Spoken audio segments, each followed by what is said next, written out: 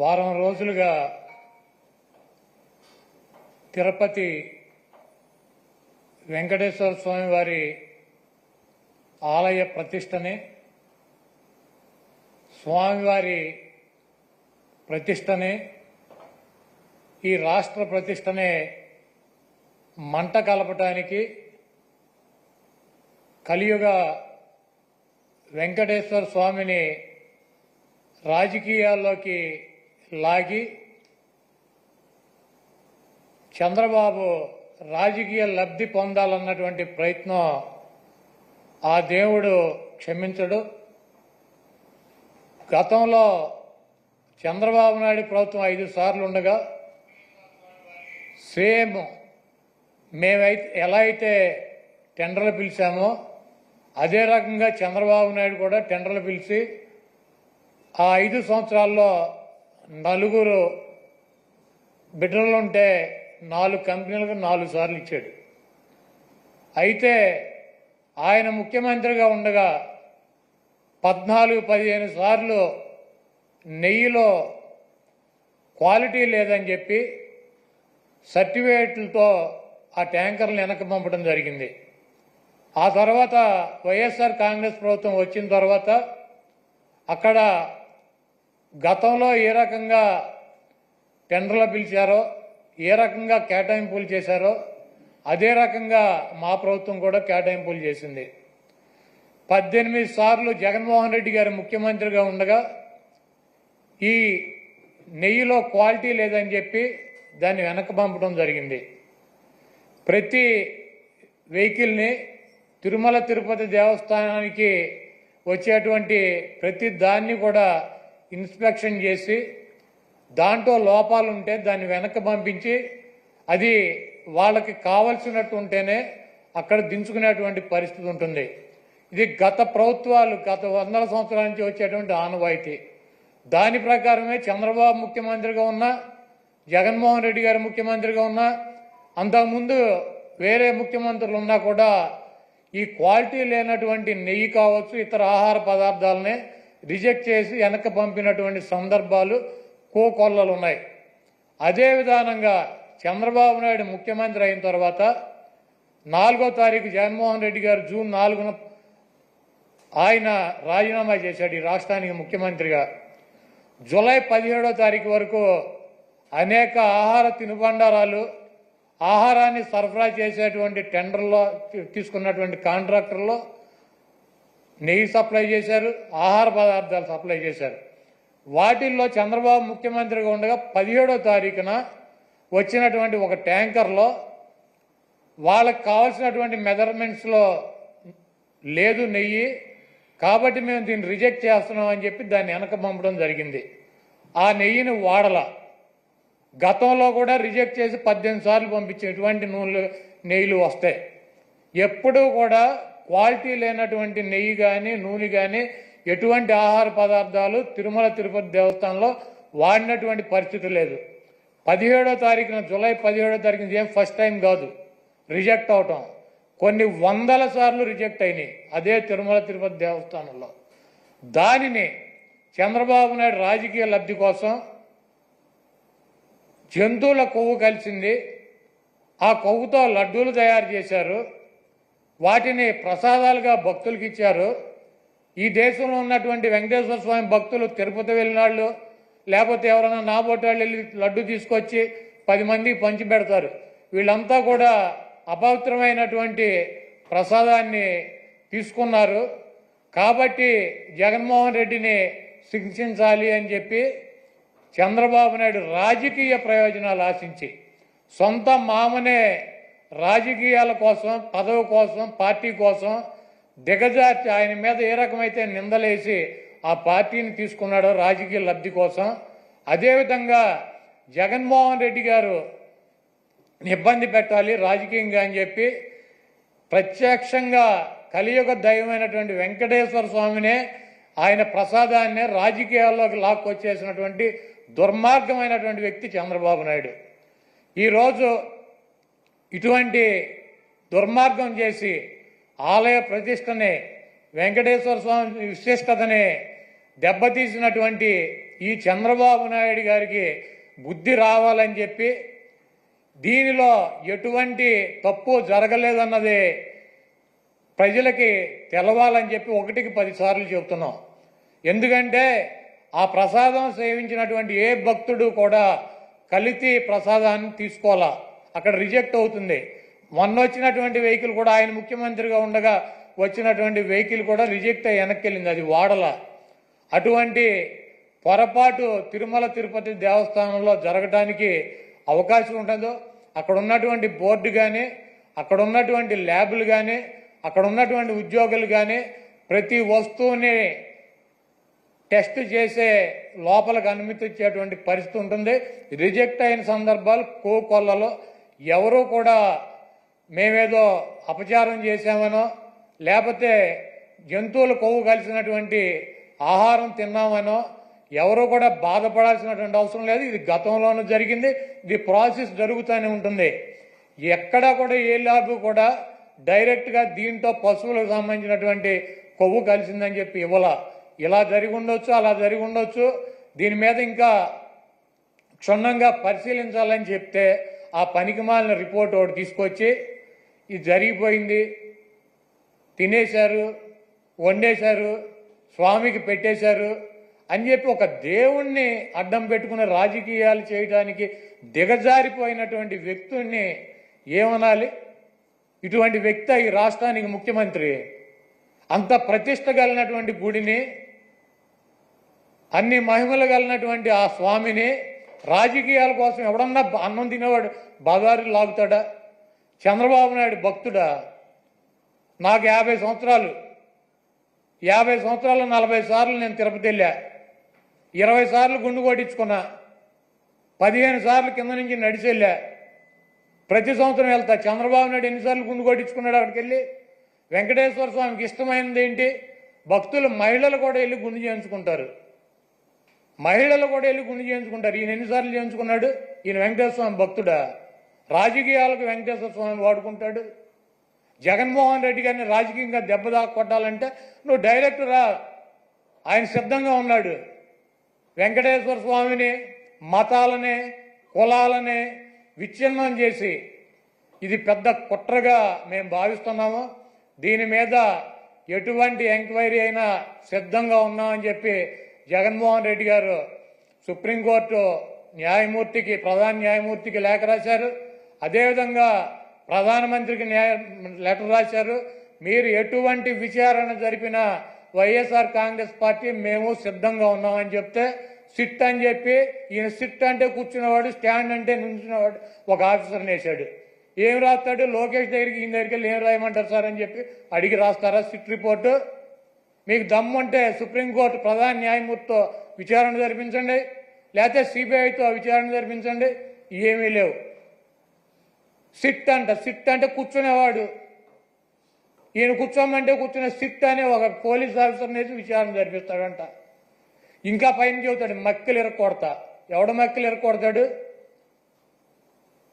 Kakinada MLA ఒక SC ఒక college ప్రొఫెసర్ని మక్కలు ఇరక్కొట్టాడు. నువ్వేం చేసావు? ఎమ్మెల్యే మక్కలు ఇరక్కొట్టావా? వెస్ట్ గోదావరి జిల్లాలో ఈ రాజ్యాంగాన్ని రచించినటువంటి డాక్టర్ బిఆర్ అంబేద్కర్ గారి పటాన్ని చించి అవతల వారేశాడు. అక్కడ దళితులు ఆందోళన చేస్తున్నారు 2 చోట్ల కూడా. నువ్వేం చేసావు? 2 ఎమ్మెల్యేలు మక్కలు ఎరకొట్టావా? ఈ రాష్ట్రంలో నీ పార్టీ కార్యకర్తలు, నాయకులు బరి తెగించి రోడ్ల మీద వైఎస్ఆర్ కాంగ్రెస్ పార్టీ కార్యకర్తలను చంపుతున్నారు, నాయకులను చంపుతున్నారు.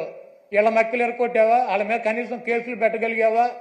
నువ్వు నీ పార్టీ వాళ్ళ మక్కలు ఎరకొట్టలేవు, నువ్వు వచ్చి అవతల వాళ్ళ మక్కలు ఎరకొడతా. ఇవన్నీ పోసుకోవాలి కబుర్లు ఎందుకు? నీకు దమ్ముంటే నీ పార్టీలో జరుగుతున్నటువంటి అక్రమాలు, నీ పార్టీ ఎమ్మెల్యేలు, నీ పార్టీ కేడర్ చేస్తున్నటువంటి దుర్మార్గాలనే అరికట్టు, వాళ్ళ మీద చర్యలు తీసుకో. నువ్వు ఇవన్నీ చేయకుండా నొట్సలతోనే ఒకటి చెబుతావు, నోటితోనేమో ఒకటి చెబుతావు. ఇక 24 గంటల దేవుడైనా రాజకీయమే, మావైనా రాజకీయమే, ఏదైనా రాజకీయమైనా మన బతుకు.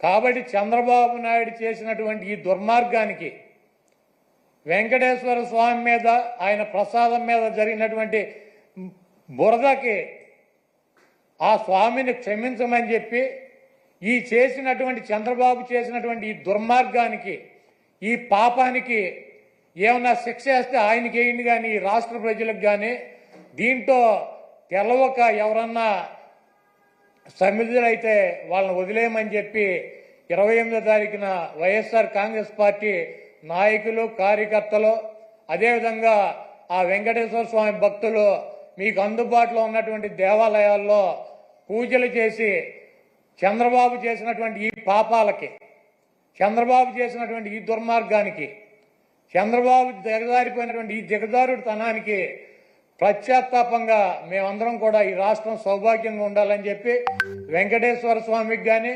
వెంకటేశ్వర స్వామి ప్రసాదానికి కానీ ఎవరూ కూడా హాని చేయలేరు. అది చెయ్యాలన్నటువంటి తలంపు వచ్చినా కూడా, చెయ్యవసరంలో తలంపు వచ్చినా కూడా ఆ స్వామే చంద్రబాబు కన్నా మహిమ ఉన్నవాడు, చంద్రబాబు కన్నా ఎక్కువ అధికారం ఉన్నవాడు.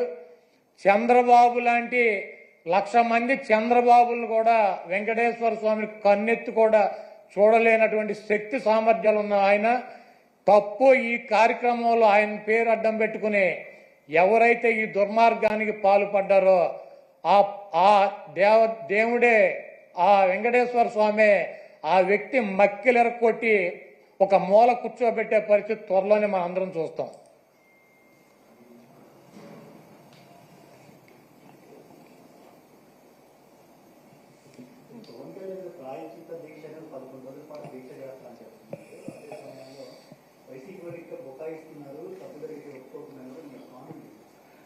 పవన్ కళ్యాణ్ గారు ప్రాయశ్చిత్త దీక్ష చేస్తున్నారు. అంటే సహజంగా ప్రాయశ్చిత్త దీక్ష ఎవరు చేస్తారు? తప్పులు పాపాలు ఎవరు చేస్తే వాళ్ళు ప్రాయశ్చిత్తం దీక్ష చేస్తారు. తెలుసో తెలియకో మేము పాపాలు చేశాము, తెలిసి చేశాము, తెలియక చేశాము అని ఆ దేవుణ్ణి వేడుకొని ఆ ప్రాయశ్చిత్తాన్ని కోరుకుంటారు. చంద్రబాబు నాయుడు గారు, పవన్ కళ్యాణ్ గారు ప్రస్తుతం అవసరార్థం అనండి లేదా లాభాల కోసం అనండి, శరీరాలు రెండు వేరైనప్పటికీ కూడా ఒకే ఆత్మ కింద చంద్రబాబు నాయుడు గారు, పవన్ కళ్యాణ్ గారు ప్రస్తుతం ఇద్దరు తిరుగుతున్నారు. కాబట్టి చంద్రబాబు నాయుడు గారి పాడు బుద్ధితో, కుళ్ళిన మెదడుతో సాక్షాత్తు వెంకటేశ్వర స్వామి వారి ప్రసాదం గురించి మలినపు మాటలు మాట్లాడాడు. కాబట్టి అలాగే ఎన్నికల్లో ప్రజల్ని ఓటు అడుక్కునేప్పుడు అమ్మఒడి తీసేసి తల్లికి వందనం అనే పేరు మీద సంవత్సరానికి ఇంట్లో ఎంతమంది పిల్లలు ఉంటే అంతమంది పిల్లలకి డబ్బులు ఇస్తామని, 19 ఏళ్లు నిండిన దగ్గర నుంచి 59 ఏళ్ల వరకు ఇంట్లో ఉన్నటువంటి ఎంతమంది ఆడబిడ్డలు ఉంటే అంతమందికి కూడా డబ్బులు ఇస్తాం నెల నెల అని చెప్పని, అలాగే చదువుకుని ఉద్యోగం లేక ఖాళీగా ఉన్నటువంటి ప్రతి నిరుద్యోగ యువకుడికి కూడా నెల నెల ₹1000 డబ్బులు నిరుద్యోగ భృతిస్తామని చెప్పని, ఉద్యోగస్తులందరికీ కూడా సిపిఎస్ రద్దు చేసి అందరికీ కూడా మంచి లబ్ధి చేకూరుస్తామని చెప్పని వారి గురించి,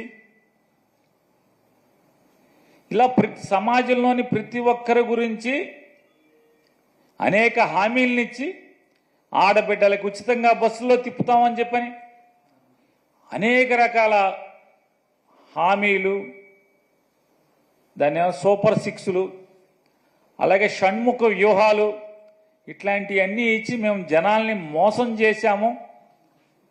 రాజకీయాల కోసం జగన్మోహన్ రెడ్డి గారిని నిందల పాలు చేయటం కోసం కలియుగ దైవమైనటువంటి వెంకటేశ్వర స్వామి యొక్క ప్రసాదాన్ని కూడా మా మలినపు నాలుకతో తప్పుగా మాట్లాడాము, ప్రజల్లో తప్పుడు ప్రచారాన్ని చేశామని చెప్పని వాళ్ళ అంతరాత్మ దహించుకుపోతుంది. కాబట్టి శరీరాలు వేరుగా ఒకే ఆత్మగా ప్రస్తుతానికి అవసరార్థం ఇద్దరు తిరుగుతున్నటువంటి రీత్యా ఈ గుళ్ళలో మెట్లు కడగటాలు, పసుపు కుంకాల మెట్లకు పూయటాలు, లేదా పాప పరిహారాలు, ప్రాయశ్చిత్తాలు, అంతే కదా. పాపాలు ఎవడు చేస్తే వాళ్లే ప్రాయశ్చిత్తం చేయాలి కదా. అదే దాని అర్థంగా కనపడుతుంది. వైఎస్ఆర్సీపీలో హిందువులంతా ఉన్నారు, వీళ్ళంతా మనోభావాలేవా? హిందూ దేవాలయాలకి దేవుడికి అపచారం జరిగినప్పుడు ఎందుకు మాట్లాడలేదు అనేది పవన్ కళ్యాణ్. ఎవరు అంటున్నారు సార్? పవన్ కళ్యాణ్ గారా? పవన్ కళ్యాణ్ గారు హిందూ అని చెప్తున్నారా? ఏమండి హిందూ అంటే? ఆ మధ్య భీమవరంలో ఎప్పుడో నేను బ్యాప్టిజం తీసుకున్నా అని చెప్పారు, ఆయనేనా? కాదండి, భీమవరంలో బ్యాప్టిజం తీసుకున్నానని చెప్పారు, వారేనా? పవన్ కళ్యాణ్ గారు. ఆ పవన్ కళ్యాణ్ గారు, ఈ పవన్ కళ్యాణ్ గారు ఒకళ్ళేనా? ఆ మధ్య ఎప్పుడో ఒక ముస్లిమ్స్ ఇంట్లో టోపీ పెట్టుకుని హలాల్ చేశారా మాంసాన్ని, హలాల్ చేయకపోతే మనం తినకూడదని చెప్పని సోఫా మీద కూర్చోకూడదు, రంజాన్ మాసంలో కింద కూర్చోవాలి, మంది ఇది పెద్ద మాంసమేనా అని చెప్పి గబగబా అడిగి తిన్నారు, ఆయనేనా? పెద్ద మొక్కలు అని చెప్పి అడిగి తిన్నారు, ఆయనేనా? ఆయనేనా ఈ పవన్ కళ్యాణ్ గారు? జనం మర్చిపోరు ఏది కూడా. పవన్ కళ్యాణ్ గారు మీరు బ్యాప్టిజం తీసుకున్నానని చెప్పి మీరు చెప్పింది ఎవరు మర్చిపోరు. నాకు మతం లేదు, కులం లేదని చెప్పినా మీరు ఎవరు మర్చిపోరు. మీరు రష్యా చర్చిలో యేసు ప్రభువు యొక్క మందిరంలో ముట్టుకోకూడదా గోపి? మోకాళ్ల మీద మోకాళ్ళ దండేసింది కూడా ఎవరు మర్చిపోరు. మీ పిల్లలకి క్రైస్తవ పేర్లు పెట్టుకున్నా కూడా ఎవరు మర్చిపోరు. తప్పు లేదు, తప్పు అని నేను అంటలా. అంటే మీరు ఇవాళ కొత్తగా శ్రీ వైష్ణవ మతం ఎవరన్నా కొత్తగా పుచ్చుకుంటే ఒంట్లో ఎన్ని భాగాలు ఉంటే అన్ని భాగాలకి నామాలు పెట్టుకున్నా అంటే ఎవడో ఈయనలాంటోడు ఎవడో అట్లా కొత్తగా ఈయన హిందూ మతం తీసుకుని ఉంటాడు. మేమందరం పాత రోజుల నుంచి పుట్టిన కాడి నుంచి హిందువులే మేమందరం కూడా.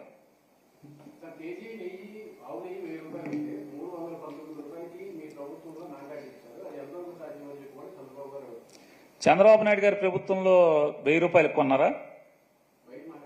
కాదండి, నేను అనేది చంద్రబాబు నాయుడు గారు ముఖ్యమంత్రిగా ఉండగా తిరుమల తిరుపతి దేవస్థానం అంటే చంద్రబాబు నాయుడు గారి నాయకత్వంలో ఆయన దస్తూరితో, ఆయన సంతకంతో ఎగ్జిక్యూటివ్ ఆఫీసర్గా, చైర్మన్గా ఉద్యోగాలు సంపాదించినటువంటి బాడీ ఎంతకి కొంది?